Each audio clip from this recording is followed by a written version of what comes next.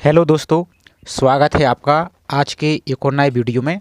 आज के वीडियो में हम देखने वाले हैं Madhya Pradesh power generating company limited यानी MPPGCL के द्वारा एक और नया रिक्रूटमेंट नोटिफिकेशन 2025-26 को जारी कर दिया गया है, जिसमें आपकी कुल 131 पोस्टों के लिए आपकी वैकेंसी जारी हुई है। तो इसके ऑनलाइन फॉर्म फिलअप भी प्रारंभ हो चुके हैं। तो आज के वीडियो में इस पोस्ट के ऑनलाइन फॉर्म को कैसे फिल करना है, एक एक जानकारी स्टेप बाय स्टेप यहाँ पर हम देखने वाले हैं। तो चलिए स्टार्ट करते हैं आज के वीडियो को। साथ ही इसके पहले कुछ इन्फॉर्मेशन को यहाँ पर हम शॉर्ट में देख लेते हैं, इसके बाद फॉर्म फिल को हम कंटिन्यू करते हैं। तो यहाँ पर पोस्ट देख सकते हैं, आपकी असिस्टेंट इंजीनियरिंग की पोस्ट है, जिसमें अलग अलग आपकी यहाँ पर ट्रेड है, जिसमें आपकी वैकेंसी भी यहाँ पर देख सकते हैं।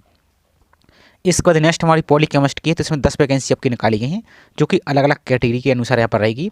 नेक्स्ट हमारी तृतीय श्रेणी के पद हैं, जो कनिष्ठ अभियंता यानी जूनियर इंजीनियरिंग की पोस्ट है यहाँ पर है JE की। तो इसमें आप वैकेंसी देख सकते हैं, इसमें अलग अलग आपकी ट्रेड की यहाँ पर है, तो इनको भी आपको देख लेना है। नेक्स्ट है सहायक, जो कार्यालय सहायक है, श्रेणी 3 यानी ऑफिस असिस्टेंट ग्रेड 3। इसमें 16 पोस्ट आपकी निकाली गई हैं टोटल, जो कि अलग अलग कैटेगरी की रहने वाली हैं। तो इस प्रकार से आपको 131 पोस्ट यहाँ पर निकाली गई हैं। बाकी इसकी योग्यता की बात करें तो आपको थोड़ा सा शॉर्ट में देख लेते हैं, और यहाँ पर चयन प्रक्रिया ये सब कुछ आपको देख लेना है।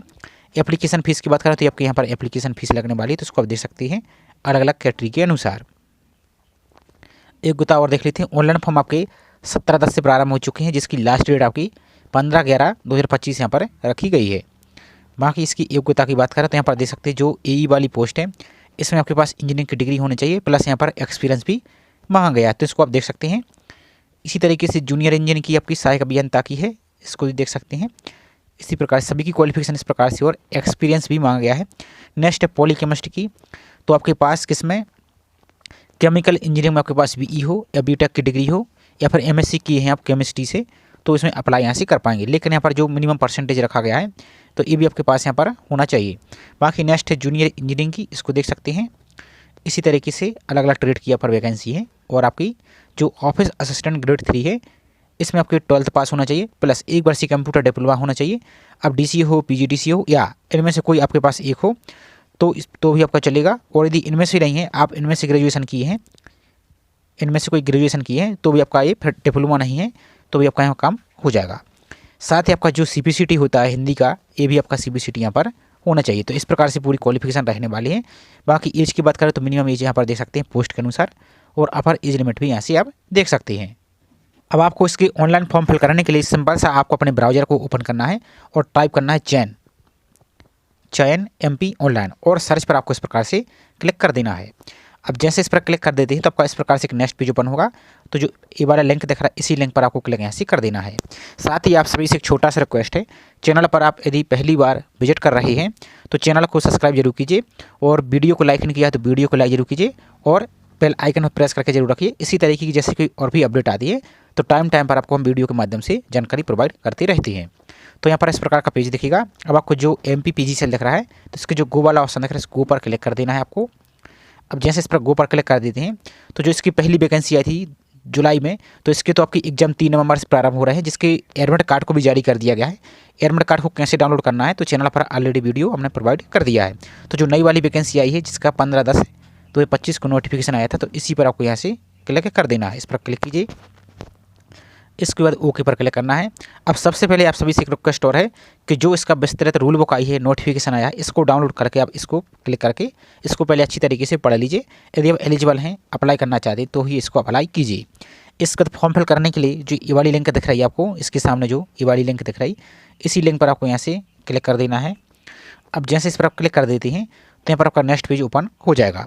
सबसे पहले आपका जो घोषणा दिख रहा है, तो इसको कुछ चेक बॉक्स पर टिक कर देना है, इसको टिक कीजिए। इसके बाद आपको पोस्ट दिख रही है, तो किस पोस्ट के लिए अप्लाई करना चाहते हैं, तो यहाँ पर अलग अलग पोस्ट आपको यहाँ पर ही दिख रही हैं। तो किसी एक पोस्ट के लिए हम सैंपल के लिए आपको यहाँ पर सिलेक्ट करके आपको दिखा देते हैं।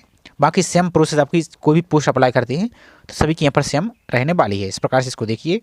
इसके बाद आपको यहाँ पर अपना फर्स्ट नेम फिल करना है, तो जो भी आपका नाम है, जो आपके 10th के सर्टिफिकेट में लिखा है, सेम वैसे ही फिल करना है। इस प्रकार से आपका नाम फिल करना है। इस प्रकार से आपका जो मिडिल नेम है, यदि मिडिल नेम लिखा है तो फिल कीजिए, और लास्ट नेम यदि मार्कशीट में लिखा है तो फिल कीजिए, नहीं तो इसको खाली छोड़ सकते हैं, और यदि है तो उसको आप फिल कीजिए। इसके बाद अपने फादर्स का नाम फिल करना है, पिताजी का नाम फिल करना है। तो जैसा स्पेलिंग आपके 10th के सर्टिफिकेट में लिखी है, वैसे ही फिल करना है। यहाँ पर अपने मदर से नाम फिल करना है। यहाँ पर आपको अपनी डेट ऑफ बर्थ फिल कर देना है। डेट ऑफ बर्थ कैसे फिल करना है, तो यहाँ पर देखना है आपको ईयर का ऑप्शन दिखा है, सबसे पहले ईयर को सिलेक्ट करना है। तो सैम्पल के लिए आपको यहाँ पर दिखा देते हैं हम। जैसे यहाँ पर आपका ईयर सेलेक्ट करना है, आपका मंथ सेलेक्ट करना है डेट ऑफ बर्थ का, इस प्रकार से डेट ऑफ बर्थ सेलेक्ट कीजिए। इसके बाद इसकी डेट क्या है तो इस प्रकार से अपनी डेट को सिलेक्ट कर सकती हैं। तो इस प्रकार से आपकी डेट ऑफ बर्थ आ जाएगी। नेक्स्ट है कि आप मध्य प्रदेश के निवासी हैं, एमपी डोमिसाइल हैं, यदि आप हैं तो एस करेंगे। तो यहाँ पर आपको अपनी कैटेगरी देखने को मिल जाएगी। आप एससी से आते हैं, यूआर से आते हैं, एसटी से आते हैं, ओबीसी नॉन क्रीमी लेयर से। और यदि ये मध्य प्रदेश के बाहर के हैं, अदर स्टेट के हैं, तो फिर नो पर इस प्रकार से क्लिक करना है। तो आपको रिजर्वेशन नहीं मिलेगा, सिर्फ यूआर से ही यहाँ पर अप्लाई कर पाएंगे। तो इस प्रकार से देखना है। तो यहाँ पर हम एस कर देते हैं। इसके बाद अपना जेंडर आ जाएगा, तो मेल फीमेल इसको टिक कीजिए। मैरिटल स्टेटस, आप विवाहित हैं या अविवाहित हैं, सिंगल हैं या मैरिड हैं, तो जो भी इसको टिक कीजिए। इसके बाद अपनी कैटेगरी आ जाएगी। अब यदि यूआर से हैं तो यूआर को टिक कीजिए, मध्य प्रदेश के रिजर्व। यदि आप एससी से आते तो एससी टिक कीजिए, एसटी से आते तो एसटी टिक कीजिए, ओबीसी नॉन क्रीमी लेयर से आते तो ओबीसी नॉन क्रीमी लेयर आपको टिक करना है। और यदि ईडब्ल्यूएस से आते हैं तो ईडब्ल्यूएस को इस प्रकार से टिक करना है। तो आपको सिर्फ दिखाने के लिए हम यहाँ पर ओबीसी नॉन क्रीमी लेयर यहाँ पर सेलेक्ट कर देते हैं। इसके बाद आपको जो आगे वाला ऑप्शन दिख रहा है, इस पर आपको यहाँ से क्लिक कर देना है। लेकिन जैसे रिजर्व कैटेगरी को अपलोड यहाँ पर सेलेक्ट करते हैं तो आपका जो मध्य प्रदेश सरकार का जो जाति प्रमाण पत्र है वो आपको अपलोड करना होगा। और जो यूआर वाले अभ्यर्थी हैं और जो मध्य प्रदेश के बाहर के अभ्यर्थी हैं उनके लिए अपलोड करने की ज़रूरत यहाँ पर नहीं है। इसके बाद आपको आगे वाला ऑप्शन है, इस पर आपको क्लिक यहाँ से कर देना है। इसके बाद आपका नेक्स्ट पेज ओपन हो जाएगा। तो यहाँ पर आपको एक ऑप्शन दिख रहा है, पर्सन विथ बेंचमार्क डिसेबिलिटी। तो यदि यहाँ पर आप 40% या इससे ज़्यादा दिव्यांग हैं, यदि आप हैं तो यस करेंगे। फिर आपको डिसेबिलिटी की कैटेगरी सेलेक्ट करनी होगी, किस प्रकार की डिसेबिलिटी यहाँ पर है, यहाँ पर देख सकते हैं। जो भी आपकी कैटेगरी इसको यहाँ पर सेलेक्ट कीजिए। यहाँ पर आपको फिर सेलेक्ट करना होगा, ये इसका परसेंटेज वगैरह देना होगा। और यदि नहीं है, जैसे इसको सेलेक्ट कर देते हैं, जैसे मान लीजिए फॉर एग्जाम्पल के लिए इसको सेलेक्ट कर देते हैं तो इस प्रकार का आ जाएगा। अब आपको यहाँ पर इसकी जानकारी देनी होगी। If the applicant has locomotive disability then type disable आपको, तो यहाँ पर आपको इनमें से कोई यहाँ पर टिक करना है, यदि कोई यहाँ पर आपके ऊपर एप्लीकेबल है। और यदि डिसेबल नहीं है तो सिंपल नो पर इस प्रकार से क्लिक कर देना। तो ये ऑप्शन आपके क्लोज यहाँ से हो जाएंगे। नेक्स्ट है मैरिज डिटेल्स। तो यदि आप विवाहित हैं तो इसकी आप जानकारी स्पोज नाम, यहाँ पर स्पोज नाम दे सकते हैं, डेट ऑफ मैरिज दे सकते हैं, नंबर ऑफ चिल्ड्रन दे सकते हैं। और यदि अनमेरिड है तो अपने ऊपर अनमेरिड पर ही टिक कर दिया, तो इसकी जानकारी फिल करने की आवश्यकता आपको नहीं है। नेक्स्ट है आपका आर यू एक्स सर्विसमैन। यदि आप एक्स सर्विसमैन हैं तो हैं तो एस करेंगे। फिर आपको इसकी जानकारी देनी होगी। यहाँ पर ex serviceman defence service month ये आपको देना होगा। और यदि नहीं है तो सिंपल नो पर इस प्रकार से क्लिक कर देना है। Next, are you working as employ Madhya Pradesh state government या कारपोरेशन बोर्ड ऑटोनोमस ऑर्गेनाइजेशन या नगर सैनिक, इनमें से आप यदि पहले से कार्यरत हैं तो यस करेंगे। और यदि नहीं है तो सिंपल नो पर इस प्रकार से क्लिक कर देना है। नेक्स्ट है, have you receive Vikram award Madhya Pradesh government. तो आप विक्रम अवार्ड से सम्मानित खिलाड़ी यदि हैं तो यस करेंगे। और यदि नहीं है तो नो पर इस प्रकार से क्लिक कर देना है। नेक्स्ट है, have you been convicted of any offences against women. तो यहाँ पर है तो आपके ऊपर कोई यहाँ पर महिला जो है इनके ऊपर ऑफेंसेस आपका केस है, ऐसा है तो यस करेंगे, नहीं तो आपको नो पर इस प्रकार से क्लिक कर देना है। नेक्स्ट है आपका, are you presently working in successor company of जो stabilize MPSEB in regular basis. तो आपकी जो मध्य प्रदेश की बिजली विभाग की कंपनी है इनमें से यदि रेगुलर बेसिस पर पहले से कार्यरत हैं तो यस करेंगे। यदि नहीं है तो नो पर इस प्रकार से क्लिक कर देना है।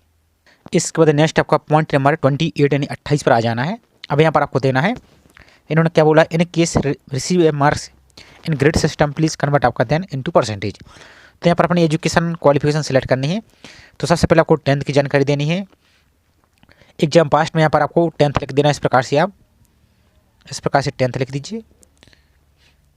इसका सब्जेक्ट तो यानी सब्जेक्ट पर टिक करना है। पासिंग ईयर आपने 10th किस बार से पास किया इस प्रकार से आपको देना है। फॉर एग्जाम्पल के लिए जैसे पर आपको दिखा देती हैं, आपका 10th आपने कब पास किया वो देना है। इस प्रकार से अपनी बोर्ड या यूनिवर्सिटी का नाम फिल करना है। तो जो भी आपका बोर्ड है इस प्रकार से आपकी स्टेट बोर्ड या CBSE, MP बोर्ड है तो MP बोर्ड इस प्रकार से फिल कीजिए, MP बोर्ड भोपाल। इसके बाद आपका ग्रेड सिस्टम था या परसेंटेज सिस्टम था। यदि ग्रेड सिस्टम है तो ग्रेड सिस्टम, फिर आपको यहाँ पर आपको टोटल मार्क आपको ऑप्टन मार्क और परसेंटेज देना होगा। और यदि परसेंटेज सिस्टम है तो परसेंटेज, टोटल मार्क्स आपके कितने थे इसको फिल कीजिए, आपको कितने प्राप्त हुए हैं इस प्रकार से आपको फिल कर देना है। तो आपके यहाँ पर ऑटोमेटिक परसेंटेज कैलकुलेट होकर ऐसे आ जाएंगी। इसके बाद आपको 12th की जानकारी देनी है। तो 12th को सेलेक्ट कीजिए। यहाँ पर पास एग्जाम नाम, तो यहाँ पर आप यहाँ पर 12th भी लिख सकते हैं। इस प्रकार से 12th लिख दीजिए इस प्रकार से, या चाहे तो हायर सेकेंडरी भी लिख सकते हैं। इसका सब्जेक्ट तो आप एनी सब्जेक्ट से, आप आर्ट से थे या कोई और आपके सब्जेक्ट रहे जैसे एग्रीकल्चर या कॉमर्स वगैरह तो उसको, और आप साइंस से हैं तो साइंस। अब क्योंकि ये पोस्ट आपकी जो जिसे हम पोस्ट के लिए सिलेक्ट करके आपको दिखा रहे हैं पॉली केमिस्ट की, तो इसमें तो आपको साइंस से होने चाहिए।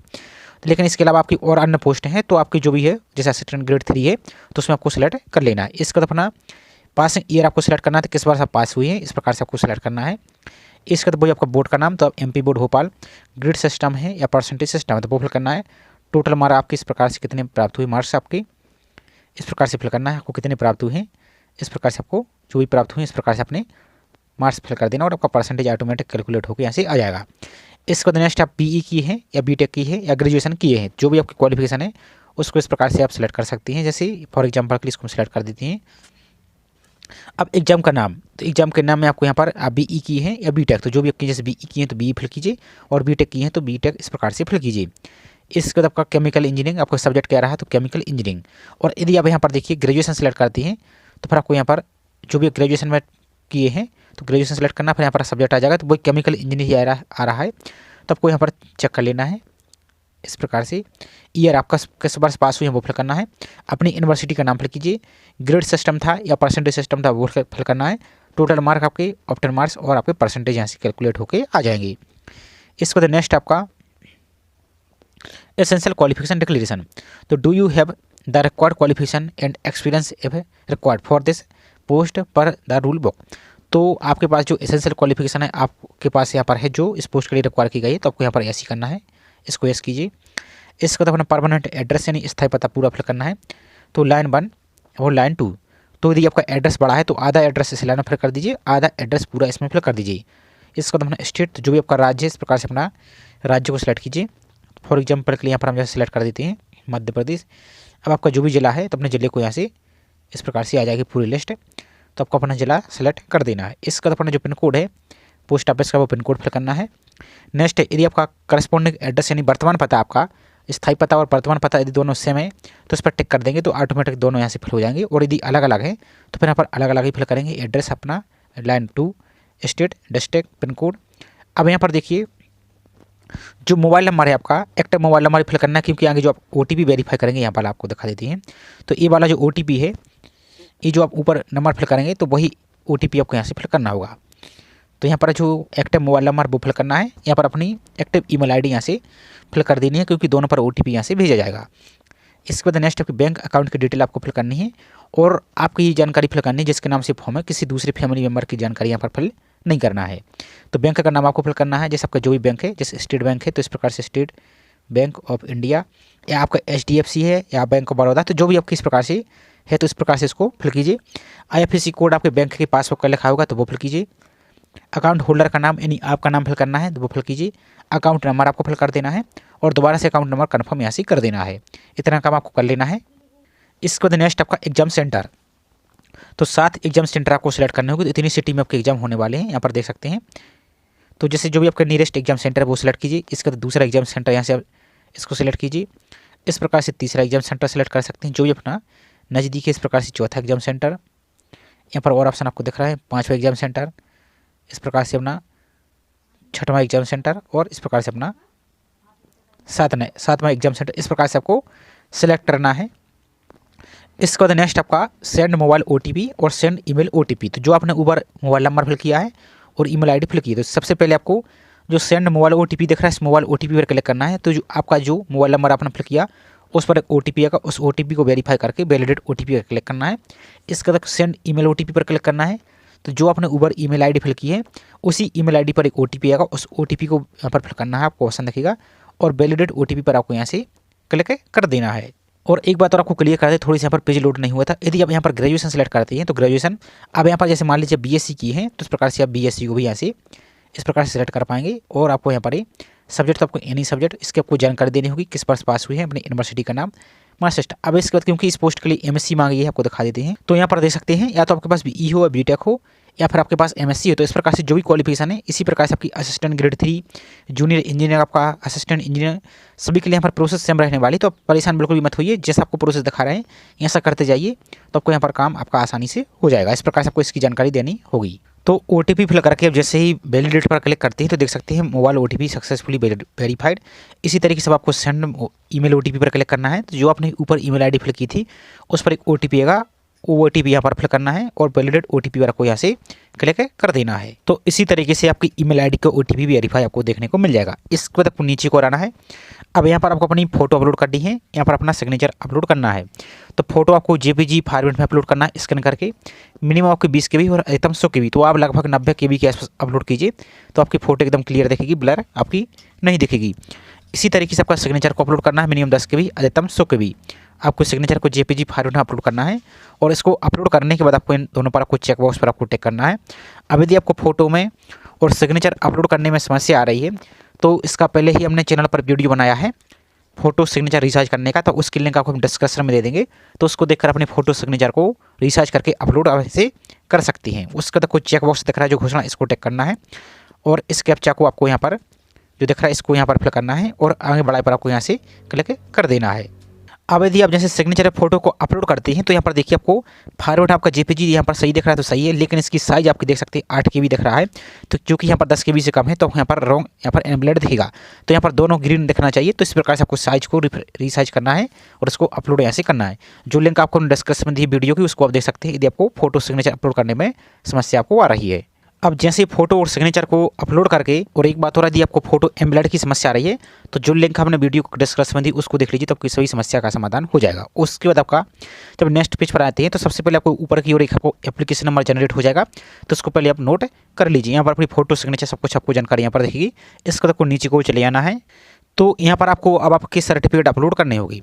तो यहाँ पर आप रिजर्व कैटेगरी से अपलोड कर रहे हैं, चूँकि हमने यहाँ पर OBC नॉन क्रिमिनल से अपलोड करके दिखाया है। तो जो मध्य प्रदेश सरकार का जाति प्रमाण पत्र है वो आपको अपलोड करना होगा। लेकिन यदि आप UR से अप्लाई करते हैं या अदर स्टेट से अप्लाई करते हैं तो आपके लिए ऑप्शन आपको नहीं दिखेगा। और जो मध्य प्रदेश के बाहर के अभ्यर्थी उनके लिए आपको निवास प्रमाण पत्र भी अपलोड करने की जरूरत यहाँ से नहीं है। तो ये 2 ऑप्शन आपको नहीं दिखेंगे। तो यहाँ पर आपको अपना जाति प्रमाण पत्र अपलोड करना होगा और यदि SC ST के हैं तो भी आपको यहाँ पर अपलोड करना होगा। और जो EWS अभ्यर्थी उनके लिए EWS सर्टिफिकेट अपलोड यहाँ से करना होगा। तो कैसे अपलोड करना है, तो JPG फॉर्मेट में, और यहाँ पर विड्थ और हाइट यहाँ पर दे दी गई है। तो इसको यहाँ पर इतनी साइज में आपको रखना है, अधिकतम 150 KB तक JPG फॉर्मेट में। अब इसको कैसे रिसाइज करना है, तो जो फोटो सिग्नेचर रिसाइज वाला हमने वीडियो आपको प्रोवाइड किया उसी में सभी कंप्लीट जानकारी आपको बताइए। तो उसमें आपको सिर्फ विड्थ और हाइट आपको रख देना है और यहाँ से इसको सेलेक्ट करके अपलोड करना है और अपलोड वाले ऑप्शन पर आपको यहाँ से क्लिक कर देना है। इसका निवास प्रमाण पत्र है, निवास प्रमाण पत्र को यहाँ पर अपलोड करना है और अपलोड वाले ऑप्शन पर आपको यहाँ से क्लिक कर देना है। इसका तो जो 10th की सर्टिफिकेट है, 10th की सर्टिफिकेट को यहाँ से सेलेक्ट करना है और अपलोड पर आपको यहाँ से क्लिक कर देना है। और आपकी जो एजुकेशन क्वालिफिकेशन आपकी है सभी का कोई कंबाइंड PDF बनाना है और PDF बना के यहाँ से आपको सेलेक्ट करना है और इसको अपलोड करना है और सबमिट डिटेल पर आपको यहाँ से क्लिक कर देना है। तो जैसे इनको अपलोड करते जाते तो यहाँ पर आपको जो साइड में व्यू का ऑप्शन दिख रहा है इस पर क्लिक करके एक बार चेक करते जाइए। इसी तरीके से अपना इन सभी सर्टिफिकेट को अपलोड कीजिए और आपका जो एजुकेशन क्वालिफिकेशन सभी का आपको कंबाइंड PDF बनाना है 500 KB तक और इनको भी अपलोड ऐसे करना है। फिर आपको सबमिट डिटेल पर आपको क्लिक यहाँ से करना है। इसके बाद आपका सभी सर्टिफिकेट यहाँ पर शो होने लगेगा, आपका फॉर्म सबमिट हो जाएगा। आप चाहें तो सभी पर एक एक करके क्लिक करके यहाँ पर सभी को चेक कर सकते हैं। इसके बाद आपको नीचे को चले आना है। तो यहाँ पर आपको जो सबसे पहले जो प्रिंट का ऑप्शन है इस पर प्रिंट पर आपको क्लिक करना है। तो अपने फॉर्म को यहाँ से आप प्रिंट ले सकते हैं। इसके बाद आपको जो प्रोसीड टू पेमेंट का ऑप्शन दिख रहा है इस पर आपको यहाँ से क्लिक कर देना है। इसके बाद आपको फीस पेमेंट करने के लिए रिडायरेक्ट कर दी जाएगा। तो यहाँ पर आपको अलग अलग आपको ऑप्शन दिख रहा है, UPI, debit card, credit card. तो किसी के माध्यम से अपनी फीस को यहाँ से पेमेंट कर पाएंगे। तो जैसे यहाँ पर पेटीएम दिख रहा है, पे गवर्नमेंट ऑफ इंडिया, NDBL दिख रहा है। तो जो भी आप यहाँ पर पेमेंट के माध्यम से पेमेंट करना चाहते हैं इसको टिक कीजिए। तो अब आपकी जो भी कैटेगरी है उस कैटेगरी के अनुसार यहाँ पर पेमेंट दिखेगी। तो यहाँ पर देख सकते हैं बाकी किसी के माध्यम से अपना QR कोड, UPI पेमेंट आपके यहाँ पर इनके माध्यम से अपनी फीस को पेमेंट यहाँ से कर सकते हैं। तो इस प्रकार से आप अपनी फॉर्म को सबमिट कर सकते हैं।